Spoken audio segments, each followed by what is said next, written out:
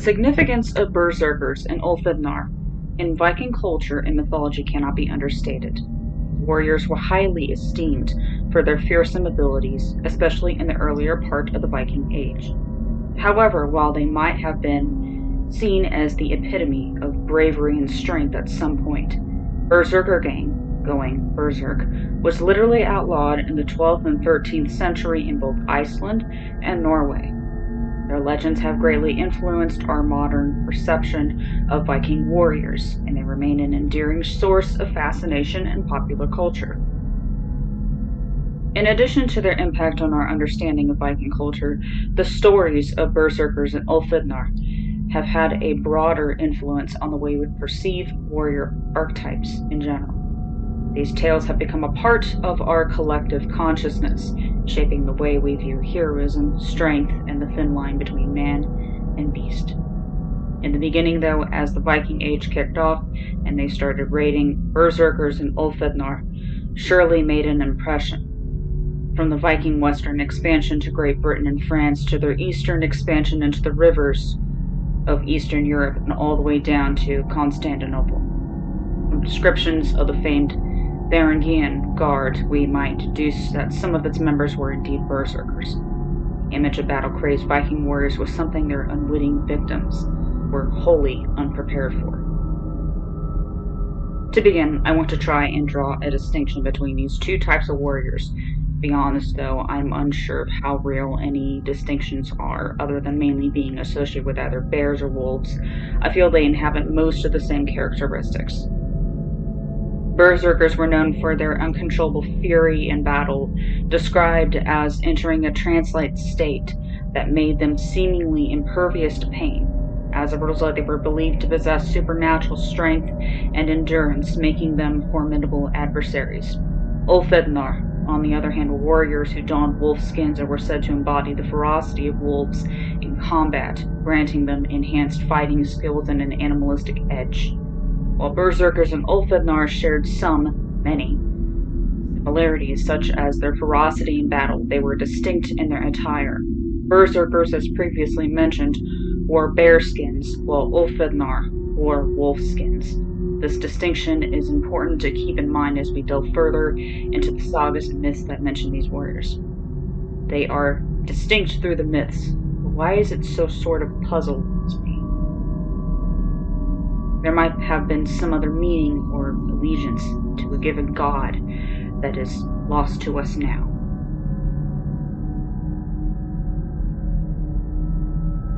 Examining the etymology of the terms berserker and Ulfhednar can provide further insight into their origins.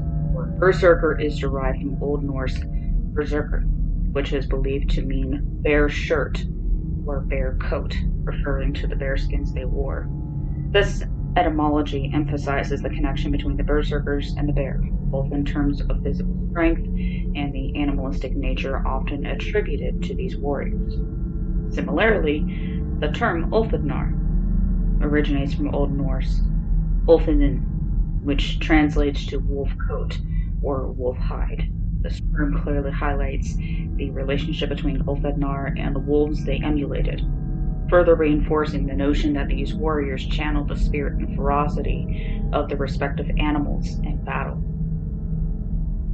The etymology of Odin, the chief Norse god, offers valuable insights into the connection between these powerful deity and fierce warriors known as berserkers and Ulfhednar. Odin's name is derived from the Old Norse word Odin, which in turn comes from the Proto-Germanic Wodenaz. This term is connected to the Proto-Germanic word Woduz, meaning frenzy or rage, and is also related to the Old Norse word Odur, denoting poetic inspiration or intense mental activity.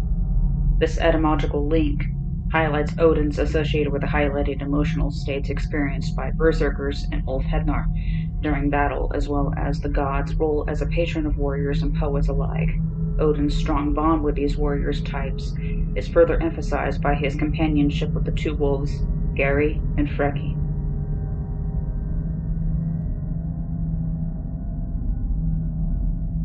As warriors who entered a state of frenzied rage in combat, Berserkers and Ulfhednar were seen as embodying the fierce aspects of Odin. The Berserkers, with their bear associations, and the Ulfhednar, with their wolf connections, were believed to channel the primal strength and ferocity of these animals.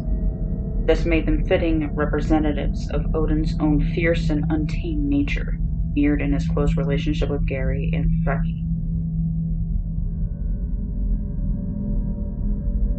The etymological and conceptual connection between Odin and these legendary warriors highlights their strong bond in Norse mythology and society. Both in the myths and likely on the battlefield, the Berserkers acted like they were invulnerable and that weapons weren't going to harm them. I'm going through mentions and myths further down, but part of a passage of the Ynglinga saga is interesting. They killed men, but neither fire nor iron affected them. This is called going berserk. In the poetic Edda poem Havamal, Odin gives a list of magical spells he knows. From the description of the Berserkers in battle, it would seem they were under these spells, or at least believed it wholeheartedly.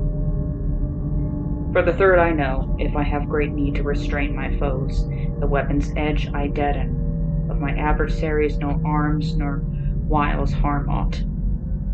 For the 11th I know, if I have to leave my ancient friends to battle, under their shields I sing, and with power they go safe to the fight, safe from the fight, safe on every side they go. I'm not necessarily saying that Odin's spells would work, but surely his followers believed they did. In that frame of mind, with adrenaline surging through your veins as you were about to go into battle, the Berserkers might both feel and seem invincible. Berserkers and Ulfhednar shared the ability to undergo transformation or shape-shifting. This enabled them to channel the power and ferocity of their respective totemic animals. For Berserkers, this phenomenon is referred to as Berserker Gang.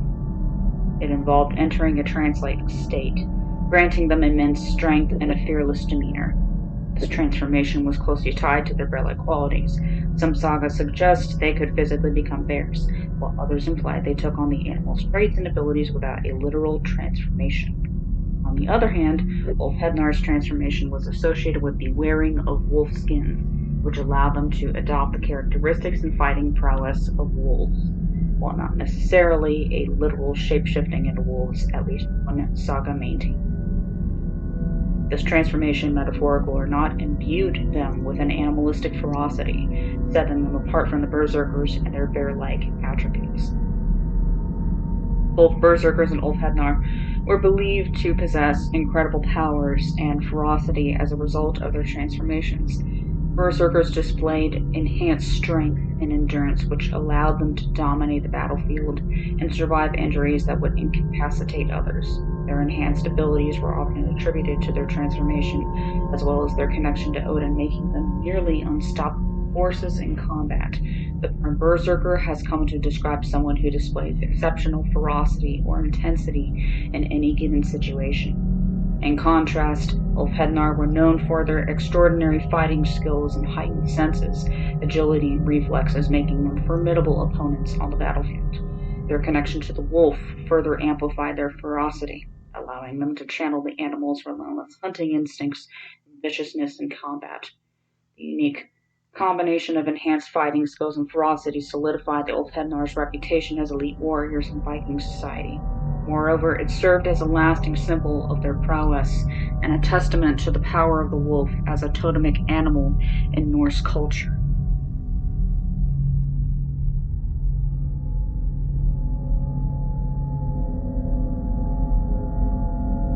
The Ynglinga saga, part of the Heimskringla, an Old Norse collection of king's sagas written by Snorri Sturluson, provides a fascinating glimpse into the role of berserkers as Odin's elite warriors. In this saga, berserkers are described as the chosen warriors of Odin, who served him both in battle and as his personal guard.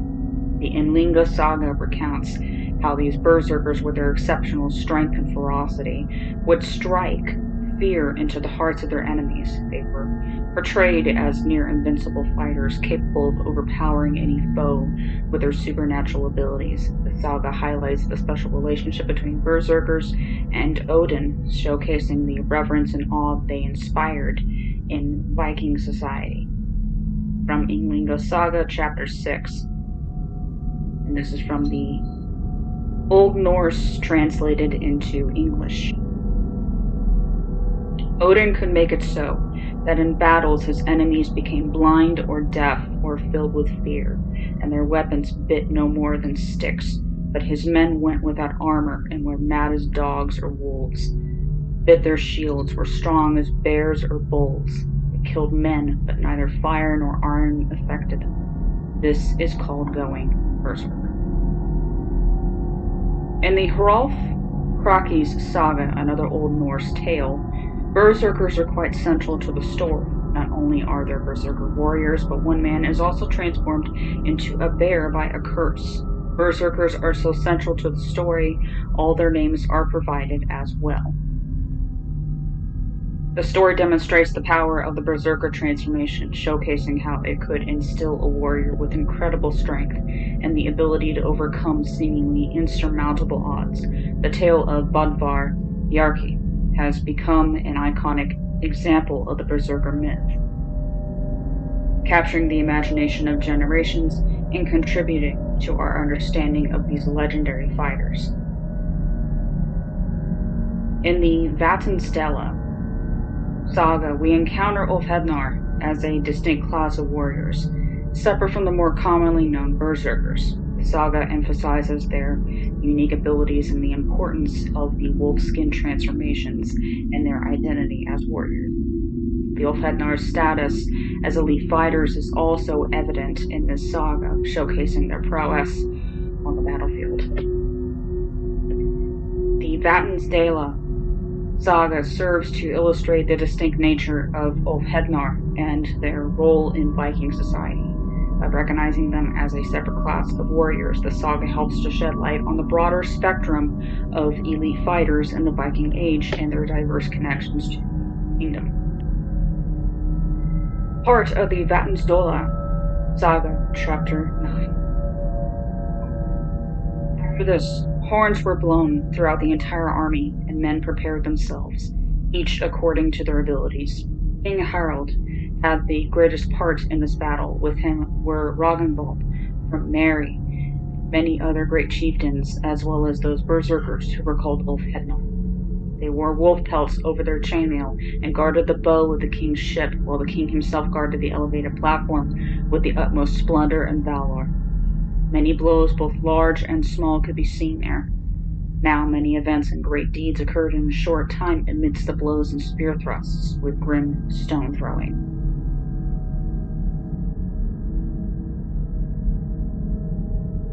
The Herald Spadi is known as Hrafnsmal, meaning Song of the Raven, is a skaldic poem. While it is not known for sure, the poem is generally attributed to the 9th century Norwegian poet Thorbjorn Ornkloffi.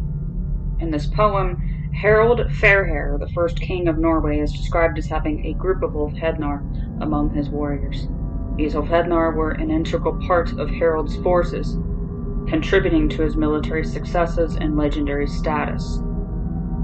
Below are stanza 20 and 21 from this poem, as they're presented as a dialogue between a Valkyrie and a raven, with ravens closely associated with Odin, and him possibly taking the form of Hugin and Munin. It is fair to think this might be him in a raven form.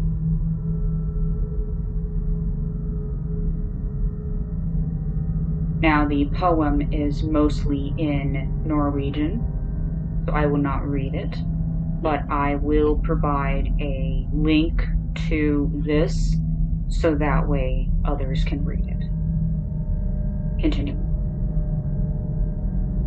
The inclusion of Ulfhednar and Harald Fairhair's army demonstrates their importance as elite warriors during the Viking Age.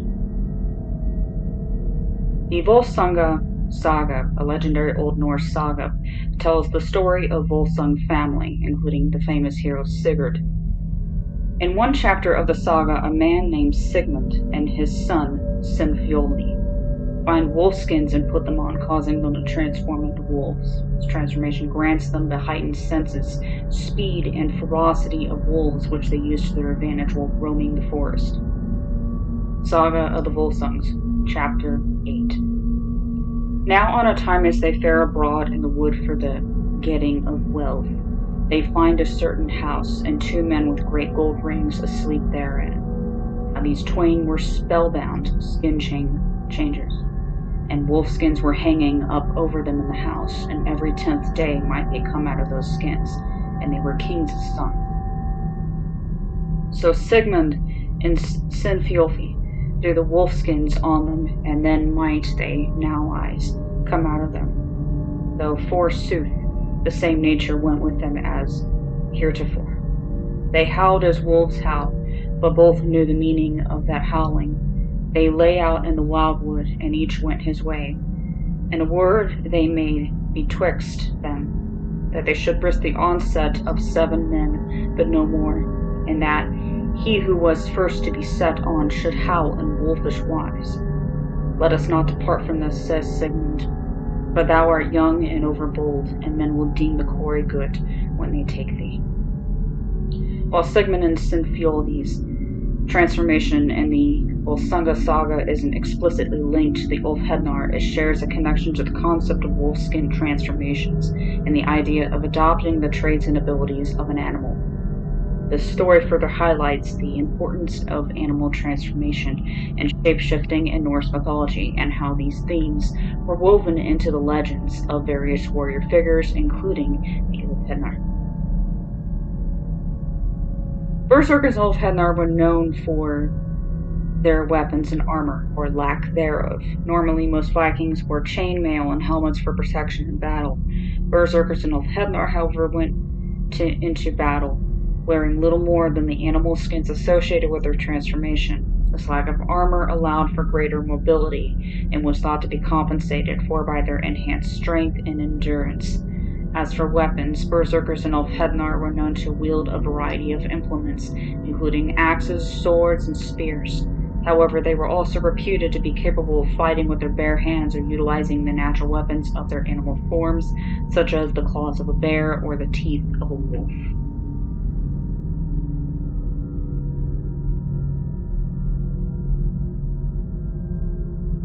One of the key advantages Berserkers and Ulfhednar held over their enemies was their ability to instill fear and terror through psychological warfare and intimidation tactics. Their fierce reputations and supernatural associations made them figures of dread. Moreover, their presence on the battlefield could be enough to demoralize the enemy. Some accounts describe Berserkers and Ulfhednar engaging in ritualistic displays before battle, such as the Berserker Rage. This would involve howling, growling, and other animalistic behaviors meant to intimidate their opponents. These displays served to heighten the warrior's own aggression and focus, while also undermining the morale of the enemy forces.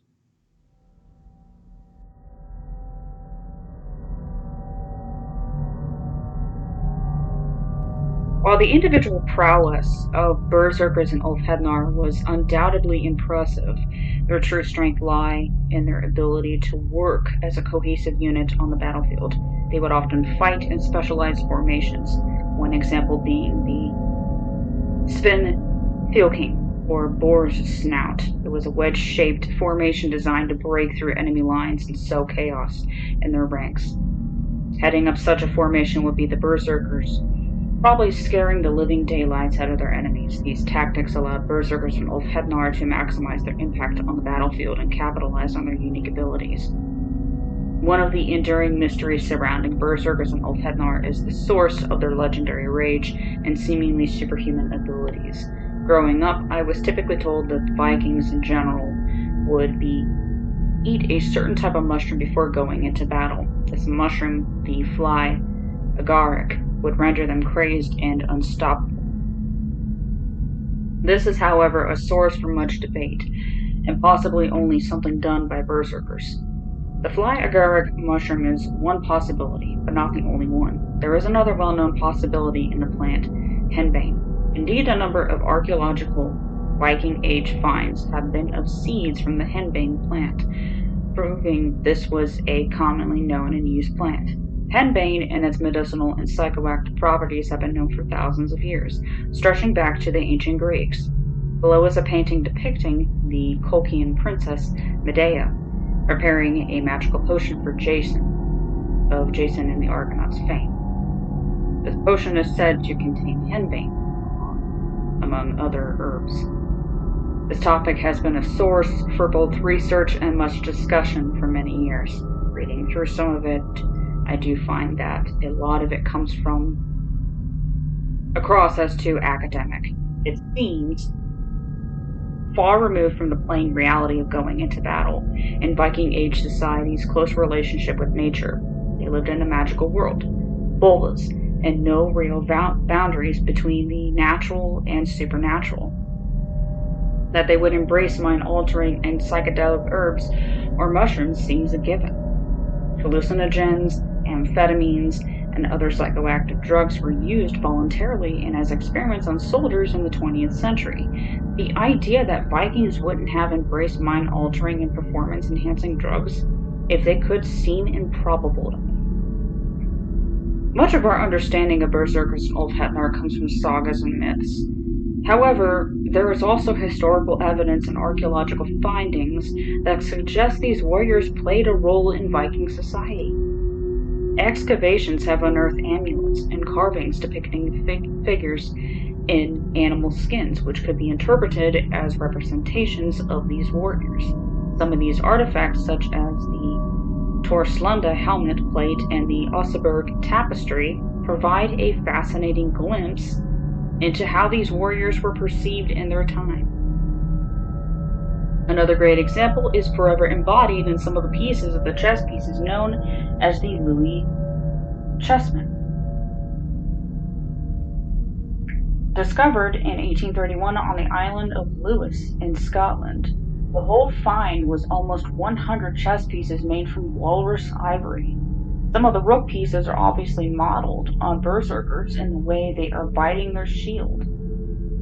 Additionally, written accounts from contemporary sources such as the Anglo-Saxon Chronicle and various skaldic poems provide further evidence of the presence of berserkers in Ulfhednar in the Viking Age. These sources lend credibility to the notion that these warriors were more than just figures of myth and legend. They were actual members of Viking society. The combination of archaeological and textual evidence helps paint a more nuanced picture of berserkers in Ulfhednar. Moreover, it is grounding their stories in historical reality.